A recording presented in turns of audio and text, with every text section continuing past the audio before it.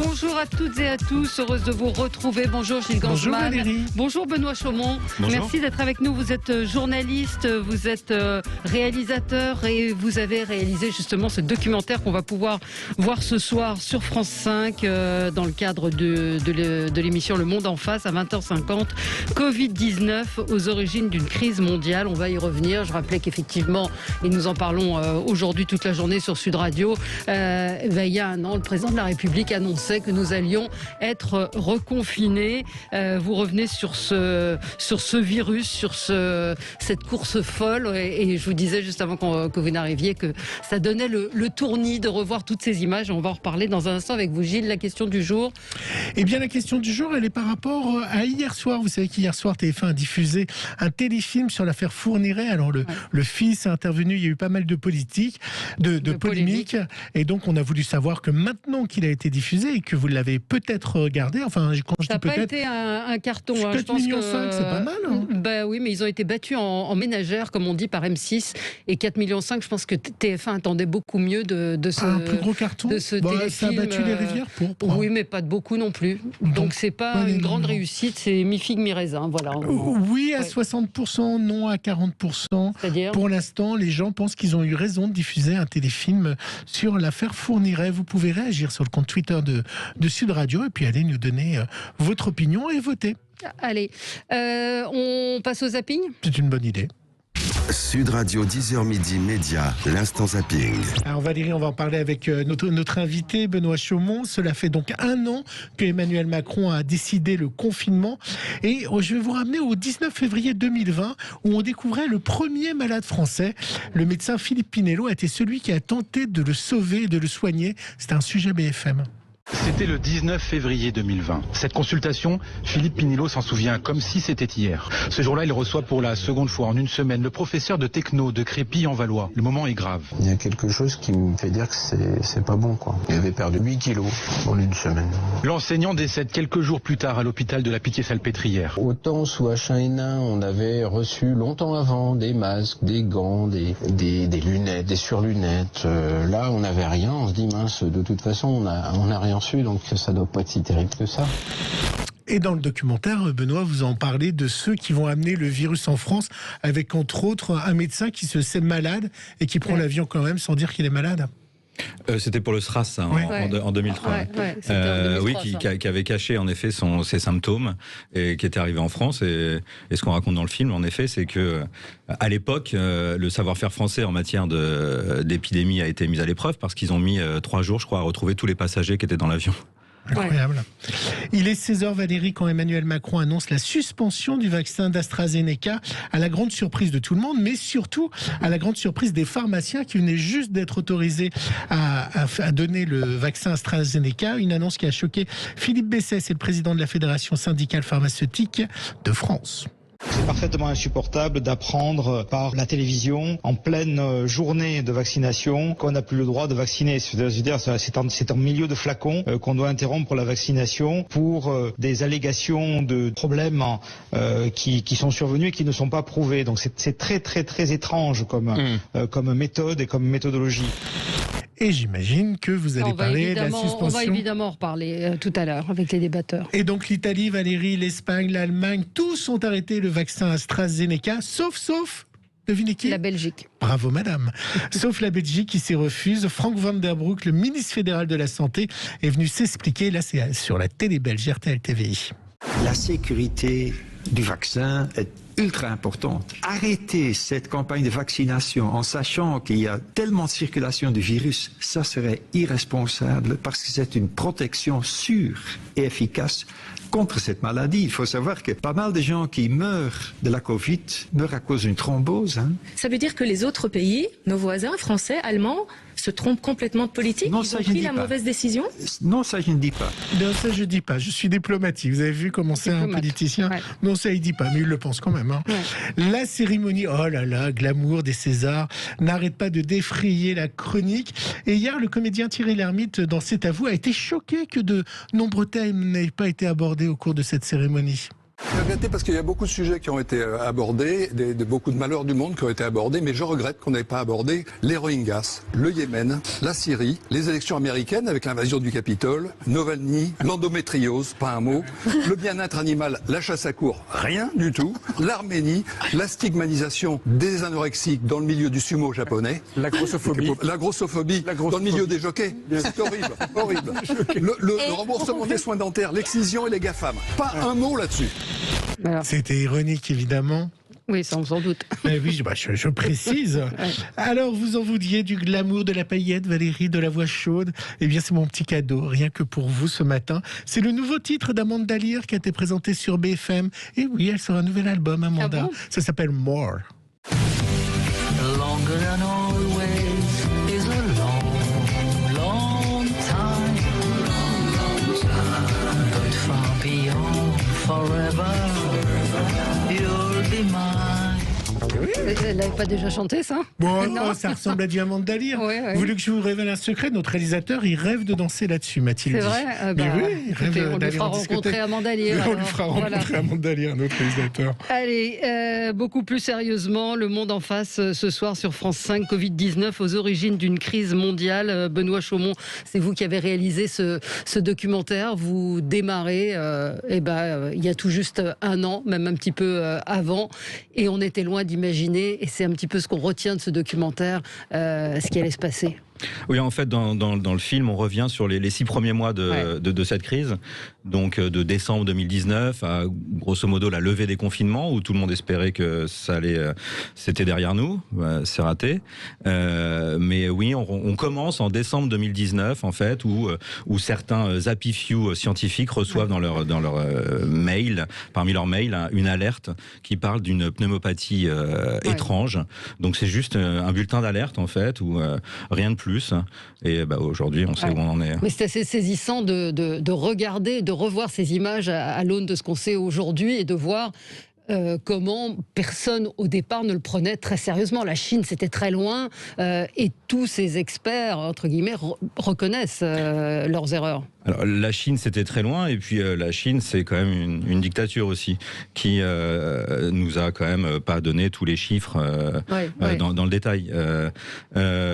Puis ensuite, c'est vrai que on a eu du mal à comprendre les scientifiques, les premiers, les médecins. Souvenez-vous, au départ, on parlait d'une grippette, mais bon, c'était l'état des données scientifiques de l'époque, en fait. Mais dans votre documentaire, quand même, il y a des petits signaux. Quand on voit que les Chinois construisent, mais alors très très vite, des hôpitaux en urgence, on se doute bien que c'est pas pour mettre 12 malades, quand même. C'est vrai que ça, c'est curieux. La question, c'est pourquoi les services de renseignement français, par exemple, se sont pas dit, c'est les chiffres qui nous donnent, ce sont ceux-là, mais à côté, ils viennent de construire en 2 jours un hôpital de campagne. Ils auraient pu demander qu'il y avait peut-être quelque chose derrière. Qui aurait pu mais on n'y croyait pas, en fait. Il y a une sorte de déni. Est-ce que c'est de l'arrogance ou de l'optimisme?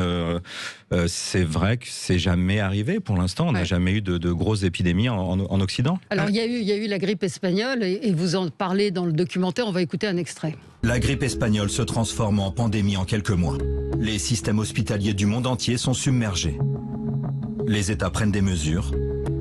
Les écoles, les églises, les théâtres, les bars ferment. À l'époque, les gestes barrières sont aussi les mêmes. Cet homme, par exemple, refuse de serrer la main pour dire bonjour. Distanciation sociale oblige.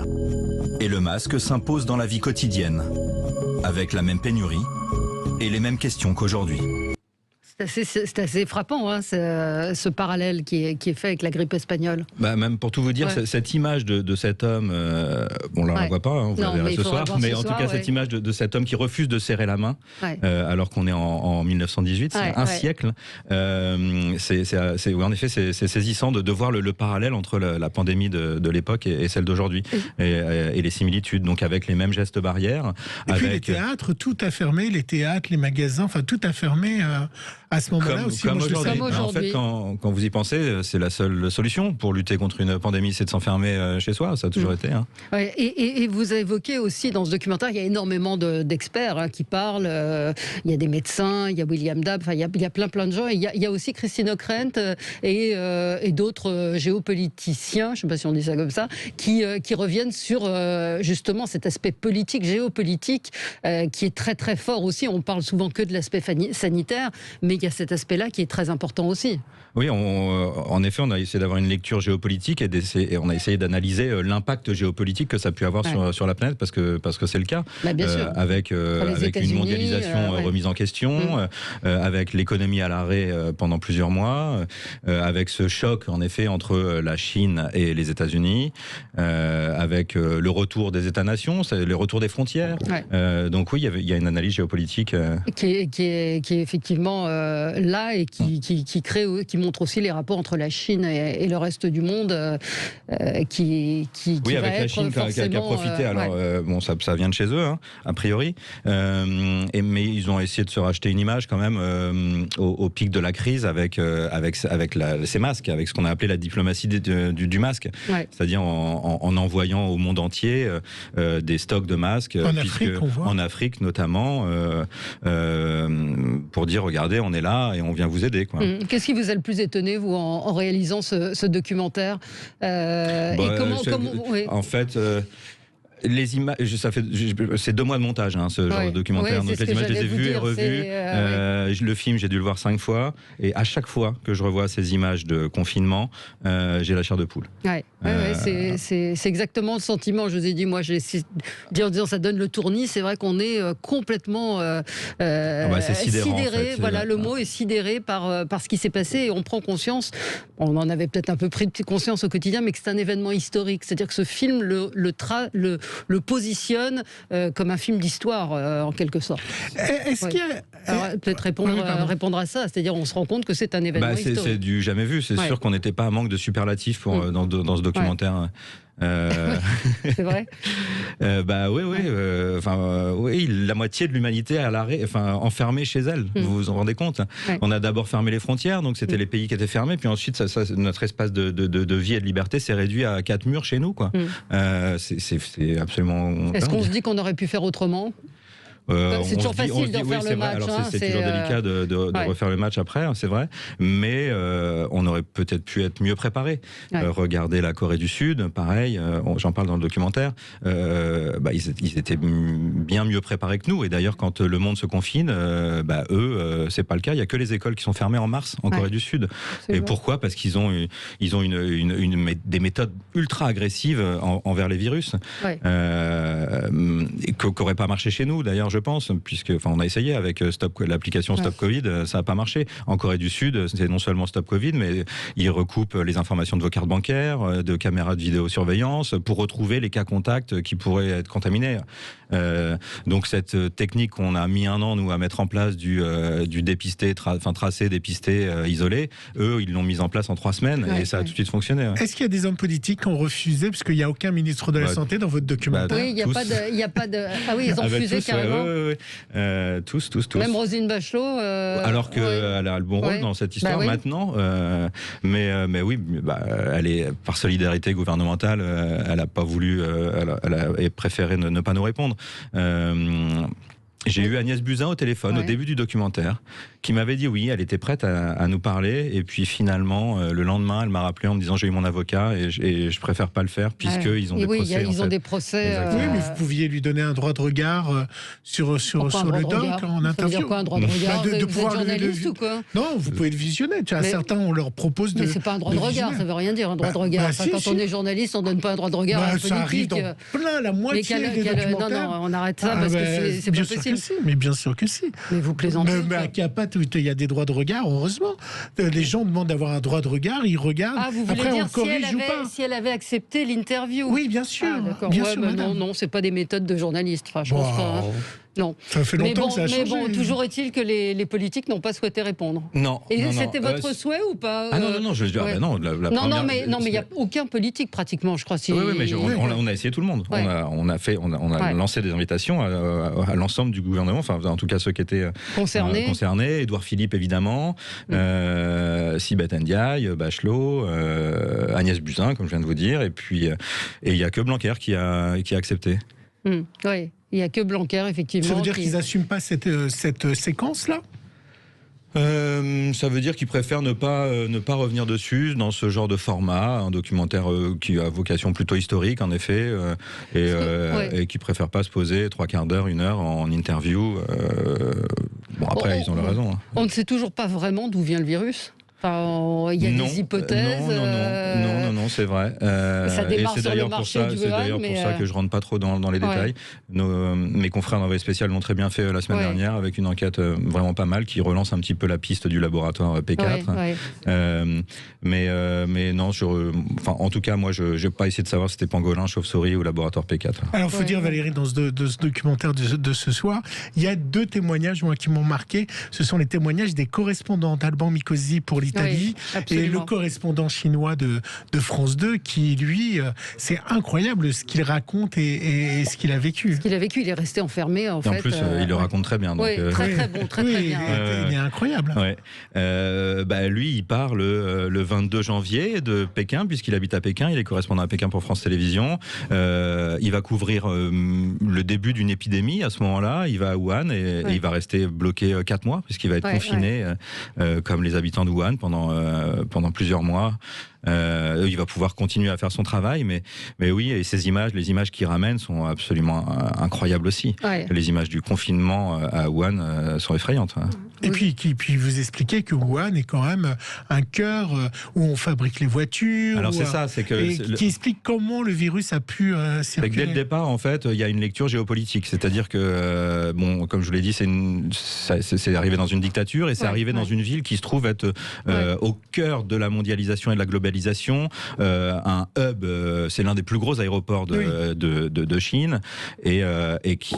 En effet, avant le confinement chinois, de Wuhan, il y a des centaines d'avions qui décollent tous les jours de Wuhan pour desservir le monde entier. Donc potentiellement avec des malades qui atterrissent aux États-Unis, en Europe. C'est ce qui s'est passé d'ailleurs. Oui, et puis dans la grippe espagnole, c'est les soldats et les bateaux qui ramènent la grippe espagnole en France. Alors voilà, c'est plus long en bateau qu'en avion. Oui.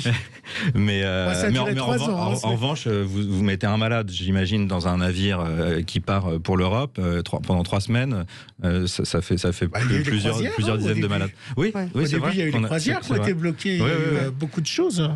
Et bon, vous dites que la grippe espagnole, ça a duré 3 ans, donc c'est pas très rassurant pour la Covid, surtout si on arrête la vaccination. Mais ils n'ont pas trouvé de vaccin. Oui, ils n'ont pas trouvé de vaccin, voilà. Mais enfin là, je pense qu'on a donné un bon coup de massue à la confiance vaccinale. On va en reparler. Il y a un débat derrière, animé par Marina Carrère-Dancos. Oui.